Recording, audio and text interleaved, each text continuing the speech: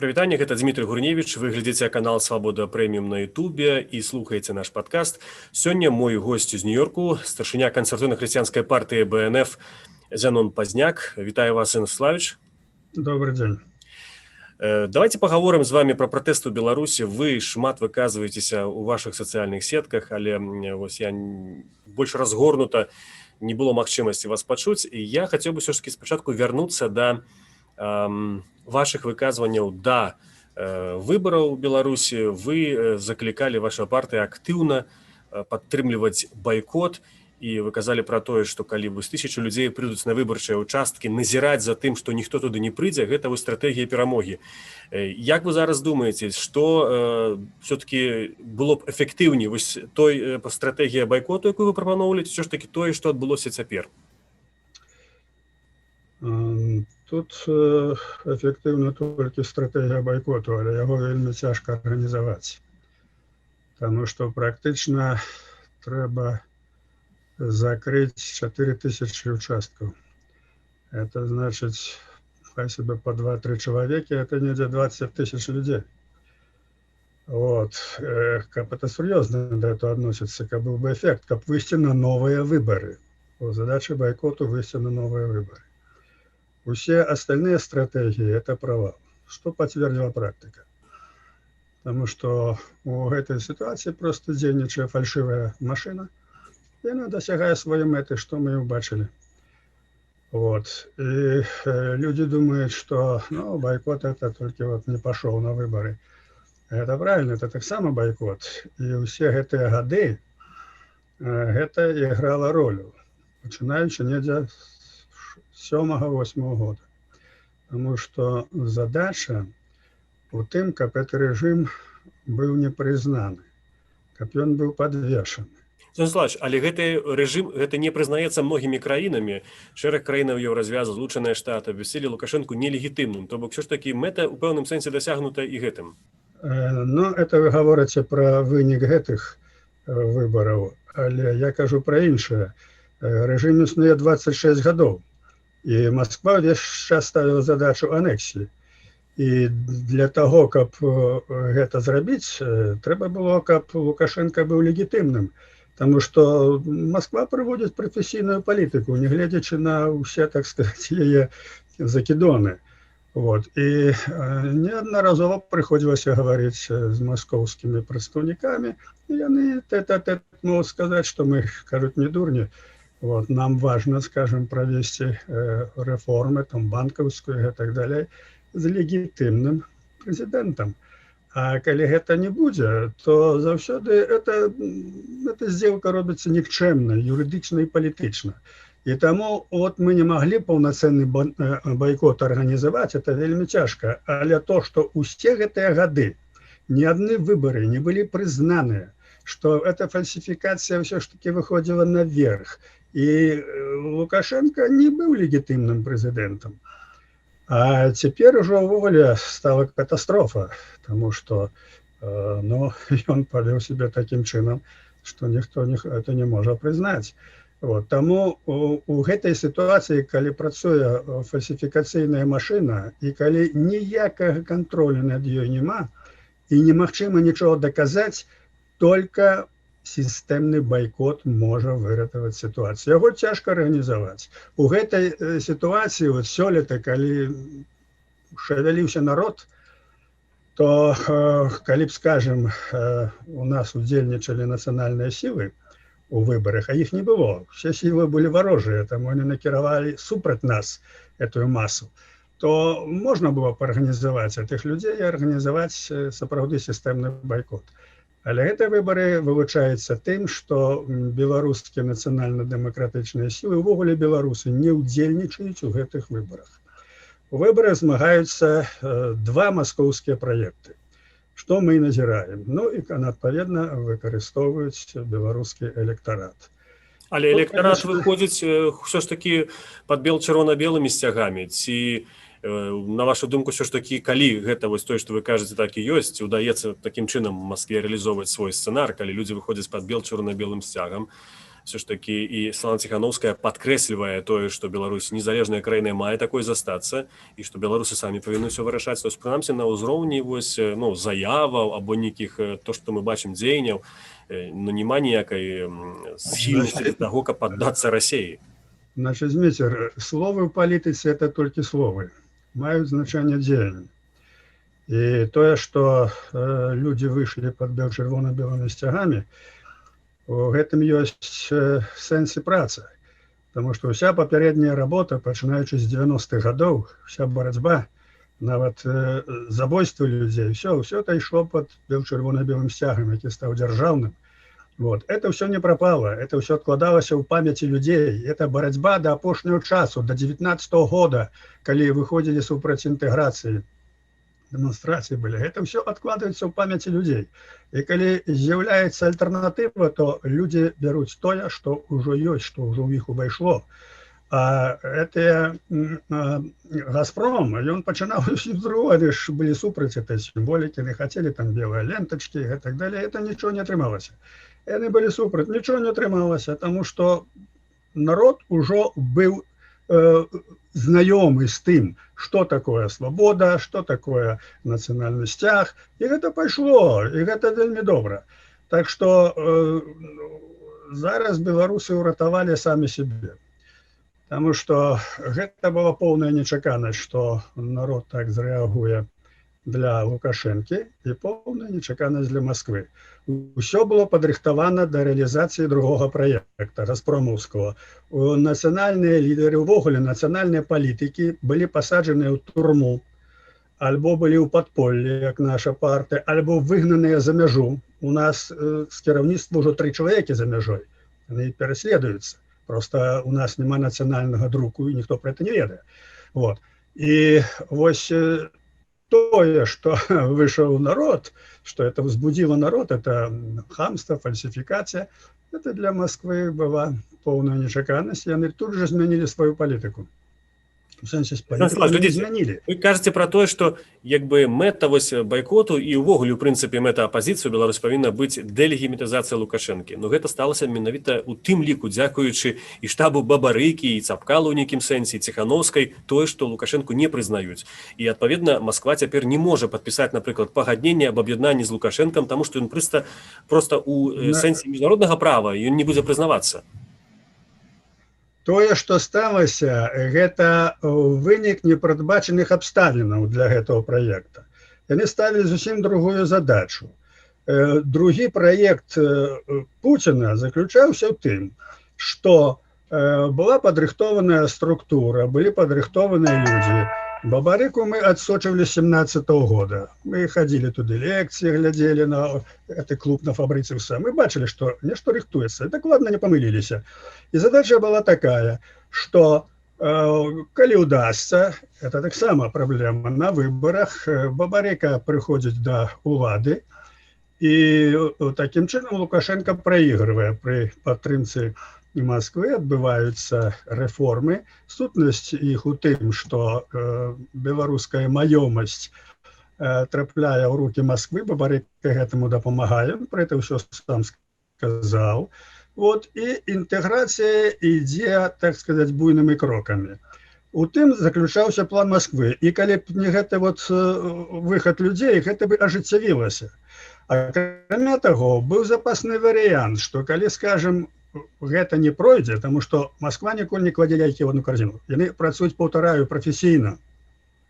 Быў другі варыянт, што калі не праходзіць вось перамога у этого проекта, то застаецца ўжо напрацованы імідж, застаецца ўжо той электарат, які выступаў, і павінна быць створана прарасійская партыя у Беларусі. Фактычна ствараецца новая апозіцыя. Гэтая апозіцыя ўжо разгромлена.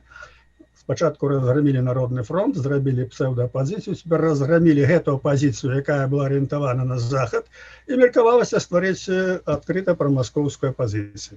Вот такі быў план. І гэты план, магчыма, б ажыццяўляўся б, калі б не ўзнікла барацьба паміж двума структурамі маскоўскімі. Першая – гэта Лукашенко, гэта яго група, гэта яго улада. І другая, гэта той праект, які ішоў за Газпромом, за Бабарыкам. Паміж імі адбыўся канфлікт. Вот канфлікт, які зараз адбываецца, это не паміж нацыянальнымі сіламі, а паміж двума маскоўскімі праектамі. І Лукашенко дзейнічаў, як заўсёды, вельмі брутальна. Ён выкінуў з выбараў і Цапкалу, і выкінуў Бабарыку, пасадзіў яго ў турму, разагнаў это ўсё. І зараз ідзе барацьба на гэтым узроўні. Вось у чым сутнасць таго, што нацыянальныя сілы фактычна сунутыя на маргінез. Яны знаходзяцца, паўтараю, у падполлі за мяжою ў турме, але толькі за імі можа быць будучыня Беларусі. Калі адзін з гэтых праектаў пераможа, Беларусь будучыні не мае. Ні за Лукашэнкам, ні за Бабарыкамі. За Бабарыкамі яшчэ больш небяспечна, таму што для гэтых каштоўнасць нацыянальнай краіны ўвогуле не ўяўляе. Об этом адкрыта сказалі. Славочка, можно уявить что так, что, скажем, для Бабарыкі, который падчас выбарчай кампаніі не выказваўся, напрыклад, на тэму там мовы, сімволікі і увогуле як бы развіцця такога нацыянальнага краіны, магчыма, это менш важная каштоўнасць. Але ці не думаеце вы, што мы зараз вельмі гіпотетычна гаворым, што, напрыклад, прыйшоўшы да ўлады, такі чалавек выконваў бы прынамсі мінімальныя правілы нейкай гульні, напрыклад, вяршэнства закону, парламенцкай рэспублікі, куды у тым ліку маглі б увайсці і прадстаўнікі вашай партыі, якія зараз мусяць быць за мяжой, і тады вы мелі па трыбуну, скажем, маглі там прамаўляць, умоўна кажучы, варыянт такога украінскага кушма 90-х гадоў, в сэнсе залежны пэўным сэнсе ад Расіі, але тым не менш выконвае вось нейкія правілы унутры, плюралізм захоўваецца. Гэта абсолютно выключаецца. Это люди не маюць ніякой самастойнасці. Абсолютно выключаецца. Это чалавек, які працаваў 20 гадоў у Газпроме, узначаліў банк, якого рыхтавалі. Это люди цалкам залежныя ад Пуціна, ад Москвы. Вось за імі няма ніякой сілы. Абсолютно. Их ніхто не падтрымае, у іх няма нацыянальнай ідэі, не разумее, што гэта такое. Што такое незалежная дзяржава, яны ж выказаліся ў гэтым. Таму гэта абсолютно выключаецца. Тут ідзе барацьба за ўладу паміж двума пуцінскімі праектамі. І гэта ўжо стало фактам, гэта ніхто не скрывае. Пад гэта падключыліся зараз і еўрапейскія палітыкі. Фактычна, вот эта вся палітыка, якую праводзіць Макрон, там, Меркель, это ставка на эту служебную эту фігуру Тихановскую. Вось, гэта не мае ніякой перспектывы. Хаця, калі, скажем, спыніцца рэвалюцыйныя дзеянні ў Беларусі, то тады Путин можа вярнуцца да этого плана. У Сочи ён Лукашенку дал 2 месяцы, каб ён расправіўся з рэвалюцыяй. Бо цяпер Путин ні ў якім разе не пойдзе на перамовы ні з кім і ні на якія дыялогі. Таму што ўсё, што будзе вырашана на гэтым дыялогу, яна будзе прыпісана рэвалюцыі. Ён не можа дапусціць, што ён зрабіў нейкі ход па зняцці Лукашэнкі, даў такую магчымасць, пад уплывам рэвалюцыйных мас. Это вельмі дрэнны прыклад для Расіі, для яго. Ён это панічна баіцца. І гэта не будзе. Але вось калі, скажем, удасца спыніць рэвалюцыйны поток у Беларусі, то не адразу, але, можа быць, месяцы праз 2 мінімум да гэтага праекта могуць вярнуцца. І тут Макрон і Меркель, і Еўропа у чарговы раз сыграюць вельмі дрэнную ролю, таму што фактычна это будзе падзел уплываў Беларусі. Путин будзе патрабаваць уплыву на Беларусь, каб яна была ў сферы расійскага ўплыву, і Захад на это згодзіцца пры умове пэўных гарантый для іх. Таму зараз усё трымаецца на энтузіязме нашага народа. Гэта яшчэ не ёсць нацыянальны рух. Тое, што людзі ухапіліся супраць гэтага рэжыма за нацыянальныя сімвалы, бы начуліся беларусамі, начулі, што это наша краіна, што мы тут жывём, што мы тут гаспадары, што мы людзі адчулі годнасць чалавечую. І яны ухапіліся за гэтыя сімвалы, яны выяўляюць іхную альтэрнатыву. Вось зараз, пакуль піце вады, добрая... Але я прашу прабачэння, я хочу закончыць сутнасць. Гэта толькі пачатак. Таму што перамога можа быць толькі тады, калі гэта будзе нацыянальны рух, калі людзі будуць уяўляць дакладна, хто ёсць іхны вораг.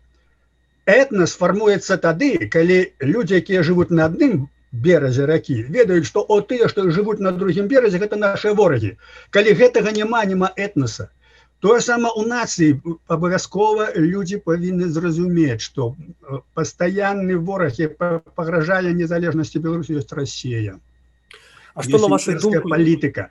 Гэта першае. Другое. Нацыянальны рух павінен ісці з нацыянальнай ідэяй. Нацыянальны рух павінен мець нацыянальную сведамасць і мову. До гэтага часу мы маем толькі сімволіку і разуменне, што мы беларусы і жывём вот на этой зямлі. Разуменне ворага, разуменне каштоўнасці мовы, разуменне сведамасці нацыянальнай яшчэ не прыйшло. І тут павінна быць вялікая праца, яна вядзецца ўжо 30 гадоў. 30 гадоў у савецкія часы немагчыма, у нас было ні друку, нічога, але мы зрабілі стаўку на стварэнне авангарду. І быў створаны нацыянальны авангард, Беларускі народны фронт, і ён дасягнуў незалежнасці, і сімволіку вярнуў усё. І вот к канцу 90-х гадоў пры дапамозе і Масквы, і нямецкай разведкі фронт практычна ліквідавалі, знішчылі. Таму што тое, што зараз наша партыя ў падполлі, это только рэшткі фронта.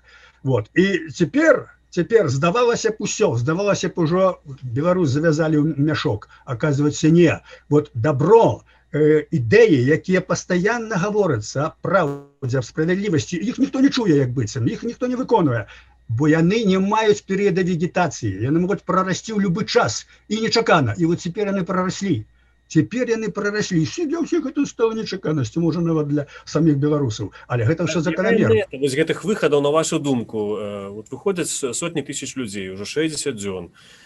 І чаго яны павінны дамагчыся гэтым выхадам, на вашу думку? Таму што фактычна ў іх няма лідера, который б, напрыклад, фармуляваў парадак дня. Вельмі добра, што ў іх няма лідера. Это вельмі добра, тому што калі б это была старая класічная сістэма з лідарам, то гэты рух мог бы быць знішчаны вельмі хутка.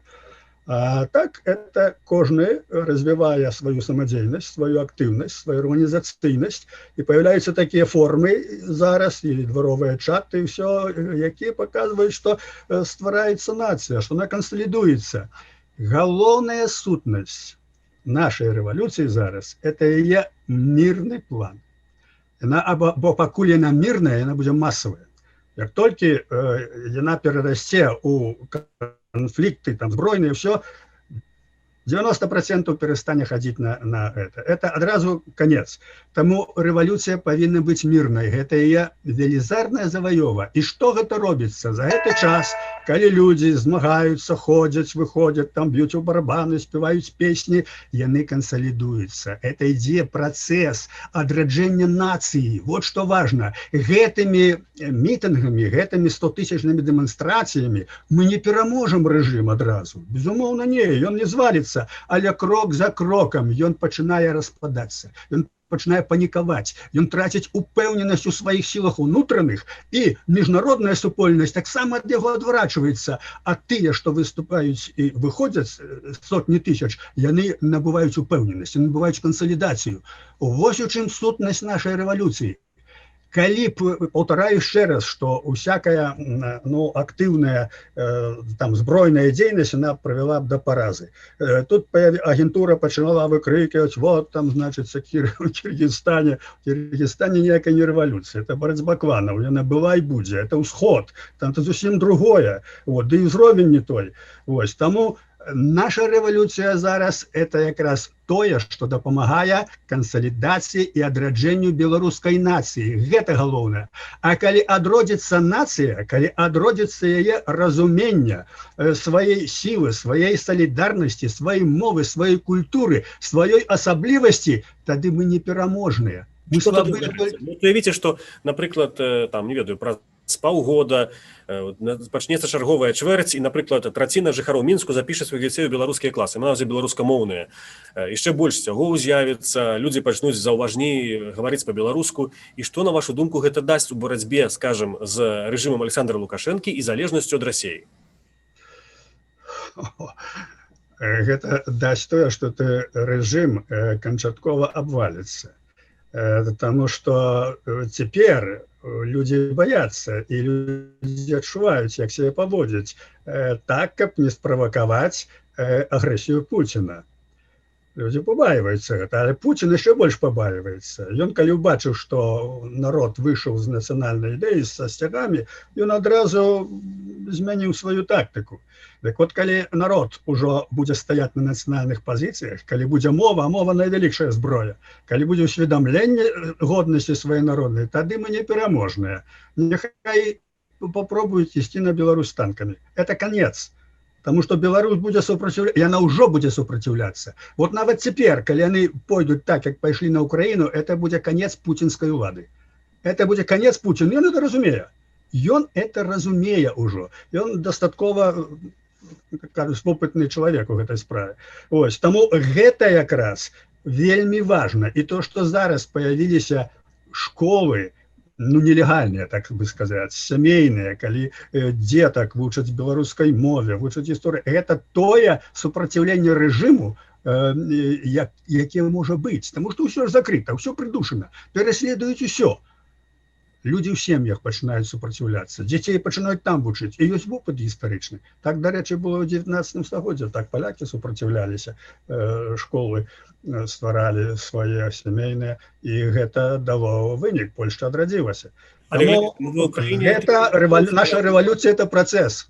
В Украине своя мова была 30 годов, и как бы целая частка Украины, для которой это просто не было компромиссу. Маю на увазі, что для них это было безсумневная вартость, я маю на увазі заходнюю Украину. Тем не менш, там так само были президенты, яких украинцы выгоняли, их выгоняли за прорасейскость, и их чамусьці гэта не ўратавала за 30 годов ад залежнасці ад Кремля. Ну, по-перше, это не зусім так. Я Украину так само добра ведаю. І з 90-х годов у нас, я асабіста дружыў з Чорноволом. Я знаю, что такое Украина. Так, заходняя Украина, гэта заходняя Украина. Это так. Яна выратавала ў час войны. Добровольцы ехали туды, правый сектор. Все, не армия ратавала на Донбассе, а добраахвотники. Вот. Потым у Украине другая система экономики зусім. И потым все ж таки Украина не стала так залежной от Москвы, как гэта режим. Это все-таки, тут мае рацию Валентин, что это была все-таки незалежная политика. Виталий Портников. То, что на Беларуси, так, то, что на Беларуси отбывается, это отбыўся переворот унутранной оккупации. Фактично Москва поставила свайго стаўленіка, свайго сатрапа Лукашенко, які пачаў праводзіць палітыку у мэтах і у карысць Москвы. Ён ліквідаваў мяжу, ён перабудаваў всю эканоміку на маскоўскі газ. Была ж зусім не так. Потым ён знішчыў беларускую школу, попаліў беларускія падручнікі, закрыў беларускія выдавецтвы,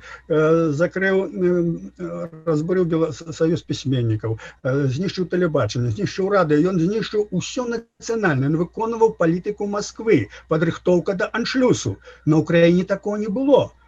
Там русским не ўдалося паставіць свайго сатрапа. Там былі свае людзі, якія адчувалі, што яны жывуць у незалежнай Украіне, кіруюць незалежнай Украінай. И отчували небезпеку с боку Москвы. И той же Кучма. И я уже не кажу про остальных. Вот. Тому тут параўнання такое не может быть. Потому что то, что створили у Беларуси, это не самостойная краина. Гэта сатрапія. У мяне пытанне вось наконт, ён зноў жа крытыкаваў не толькі можа выхад, але мэту людзей на вуліцы. Ён кажа пра тое, што выбары новыя, якія, напрыклад, да якіх апелюе Ціхановская, і ўвогуле, в прынцыпе, людзі, которые выходзяць, што яны ў прынцыпе не могуць адбыцца ў Беларусі, бо калі там адбыліся сумленныя выбары, гэта азначае адсоўванне Лукашэнкі, а значыць страта Москвы кантролю над Беларусю. І ў гэтым сэнсе гэта згоду скончыцца вайной. Дык выходзіць тады, што усе гэтыя выхады ўвогуле бессэнсоўны. Ну ці згодныя вы з гэтым? Значыць, Зміцер, нам война небяспечна толькі цяпер, калі мы як нацыя яшчэ слаба стаім на ногах. Калі мы будзем крэпкай нацыяй, то нам это зусім не пагражае. Я паўтараю, што Москва, калі яна сунецца ў Беларусь, яна знойдзе тут сваю магілу. Не буду, это элементарныя рэчы.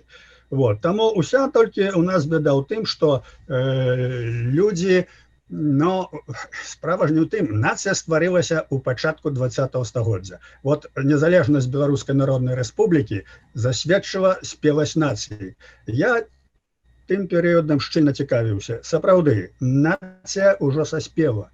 Это быў такі ўздым, такое разуменне, слуцкі збройны чын показывая, партизанские отряды, як змагаліся супроць бальшавікоў, супроць России. Это уже на ўсіх узроўнях было разумение. Что было потым?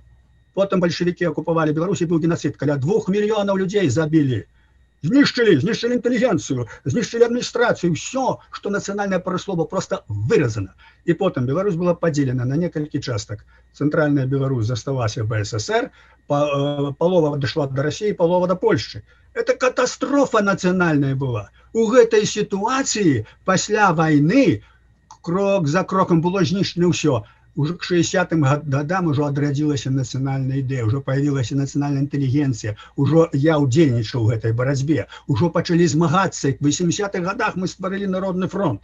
Дык справа не ў тым, што гэта ад самого пачатку нешта там беларусы не разумелі. Яны разумелі, і як і чэхі, як і словакі, все яны разумелі, але гісторыя была такая, што яны трапілі пад геноцид, іх знішчылі, вычысцілі.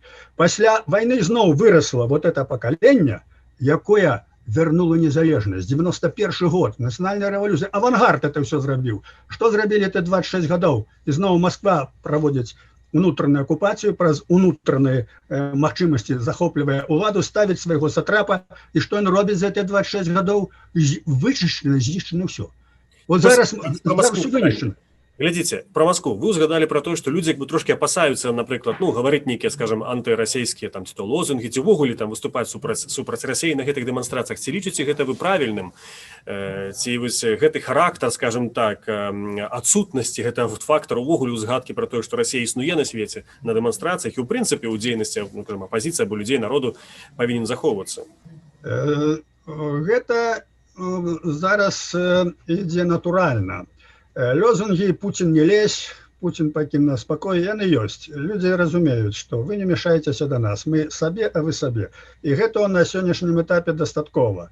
Гэтыя, знаете, некие были такие рэчы, явно непотребные, провокацыйныя, там спаливание сцягоў, усё это провокаторы робяць. Это все рабіць не трэба, і наши люди разумныя, это не робяць. Але у рэальнасці большасць гэтых людзей, яны знаходзяцца пад уплывам расійскай прапаганды, яны глядзяць тэлебачанне, яны не бачаць, частка бачаць, яны не бачаць масавай дэкларацыі другой думкі, бо у нас няма масавых сродкаў інфармацыі. Масавыя сродкі інфармацыі там, а тыя невялікія, якія ёсць, яны ўсе практычна падтрымліваюць праект Москвы.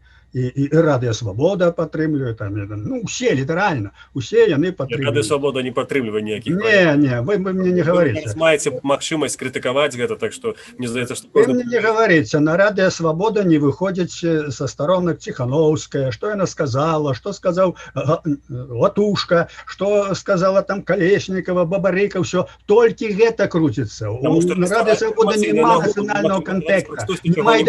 Нават яны не ведаюць, што тут робіцца, нават яны не знаюць гэтага. Это ідзе падтрымка маскоўскага праекта.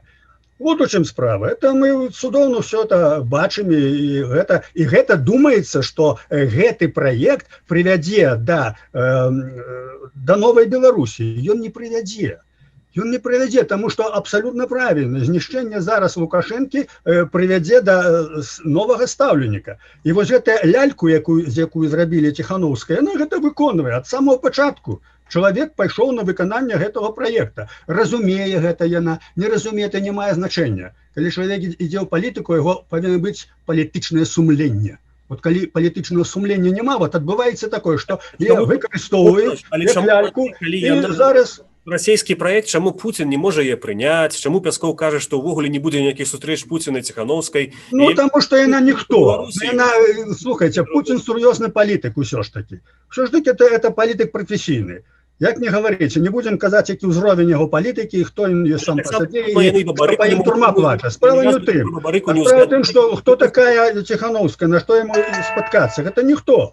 Добра, Для Бабарык, яго. Газпром, вы кажаце, чаму яны не спрабуюць яго выцягнуць, ні разу не заявілі з ім салідарнасць, нават у самім Газпраме. Як быццам Ну, потому что это наивные думки. У палітыцы так не робіцца. Калі, скажем, у ім будзе некая ситуация, ну, небяспечная для Путина, то Бабареку сдадут еще обвинуватить. Элементарно, як дзейнічае КГБ. Яны это самое пускаюць свайго агента, ён робіць работу адпаведную, цудоўна, яму даюць медаль Героя Советского Союза, а потом расстрэльваюць. Каб не было. Это гэбоўская политика. Люди многие не разумеют, что в 2000 году у России до улады пришел КГБ. Это суперпартия. Это улада Комитета державной бяспеки со своей психологией, со своей политикой. Яны робят эту уладу. Это пронизано усё. Усе епископы русской православной церкви 100% есть супрацоўнікамі КГБ. Это элементарные речи, но вот это не скрывают. Вот, и тому неразуменне таких речаў, як чаму ідзе такая политика, чаму Беслане, чаму так Крым, чаму с Беларусей, это значит неразуменне сутности, что отбывается в России и что такое ворог. Для того, каб змагацца, трэба знаць силу ворага, трэба ведаць, что это такое, что ад яго чакаць. А калі меркаваць так, что вот тут як это самое Макрон будем меркаваць, что это демократия, что Путин повинен сказать, повинен это журналист может так сказать. А политик кажет так, что трэба робіць, а не что ему хочется. Тому апошняе пытанне, у нас вельмі мала часу, а хацелася б все-таки закарнуць яго. Ну, вы казалі про тое, ну, што все ж таки трэба гуртаваць народ, каб як мага больш людзей і захаваць мірны характар, але ўсё ж таки мне вось цікава у практычным значэнні, што для вас будзе азначаць, што сітуацыя пайшла, ну, скажем, ужо, як кажуць, з горачкі, так? В сэнсе, што нешта мяняецца. Не ведаю, ці сам Лукашенко абвесціць пра выбары, вы спадзіцеся на гэта ці не? Ці, не ведаю, Путін павінен сказаць, што ён больш не падтрымвае Лукашенко і што так, беларусы маюць права на выбары. Ну, штосьці павінна адбыцца такое, што для людзей стане сігналам, што вось, гэты вынік ужо прыйшоў. Зараз вельмі важна, каб продолжалася мирная рэвалюцыя і адначасна стваралася б альтэрнатыўнае жыццё. Параллельная структура, параллельная школа, самакіраванне, яно ўжо появляется. Что яны робяць? Яны змагаюцца, яны там пускаюць сцягі здымаць, бяруць групу аўтаматчыкаў, якія дзяўчат там з БРСМ ахоўваюць, каб яны замалёўвалі. Ну, это ідыёты. І это ідыятызм будзе ўвесь час, і людзі это будуць бачыць. Але трэба, каб гэты вот працэс, які пашоў, стварэння самакіравання, самавыражэння сваёй школы, і каб ён развіваўся. Фактычна, гэты рэжым абапіраецца толькі на сілавыя структуры, толькі на ОМОН, нават на войска до конца не апіраецца. І доўга ён не праіснуе. Для таго, каб праіснаваў народ, трэба ствараць паралельнае існаванне для людзей. Людзі то пачынаюць разумець. І гэта тым больш будзе людзям дапамагаць, калі яны сябе адчуюць беларусамі, якія маюць адпаведную культуру, што наша мова беларуская, што мы, калі людзі адчуюць нацыянальную годнасць, калі от тады, калі створыцца сапраўдная нацыя. І тады ўсё, тады гэты рэжым просто, ён як асенні ліст, ён просто падзе, ён не ўтрымаецца, таму што сам гэты ОМОН разбяжыцца ад страху. Это пытанне часу, але трэба мець вытрымку, розум і трэба працаваць, таму што імгненна нічога не зробіш. Это толькі дурныя людзі кажуць, вот у Бішкеку за суткі там нешта зрабілі. Да нічого яны не зрабілі. Это ўсход. Кароткае напрыканцы самае, вельмі асабістае. Што вас найбольш вось прыемна, скажем, здзівіла, уразіла ва ўсіх гэтых пратэстах, якія ўжо вот больш за сезон працягваюцца ў Беларусі? Некі прыклад, некае здарэнне, чалавек, заява. Ну, я вам скажу, найбольш меня порадовало само тое, што людзі выйшлі і людзі не збаяліся. Бо на што разлічваў рэжым, што яны зробяць, я вам скажу, што я ведаю яшчэ перад гэтым, што рыхтуецца такі план, каб забіць некалькі амонаўцаў там, і адпаведна будзе адказ з таго боку, і зрабіць вялікую кроў. По некоторых звестках я это ведаю. Она вот выступала з артыкула, каб вельмі асцярожна да этого аднесціся, таму што гэта магло паўплываць вельмі дрэнна. І што атрымалася? Забілі 6 чалавек, пакалечылі, неверагодныя катаванні зрабілі з людзей, а гэта яшчэ больш людей раззлавала, і людзі пайшлі на супраціў. Вот это вельмі важны аспект. Бо ў 10-м годзе людзі спалохаліся, а цяпер яны не спалохаліся, таму што народ адчуў локаць адзін аднаго. І цяпер толькі па конях і поўны наперад. Дзякуй вялікі. Я нагадаю нашим гледачам, што з намі быў Зянон Станіславович Пазняк з Нью-Йорка. Тут у Празе я, Дмітрий Гурневич. Вы глядзелі канал Суда Прэміум. Дзякуй вялікі за тое, што былі разам з намі. Падпісвайцеся на нас, заставайцеся са свабодай.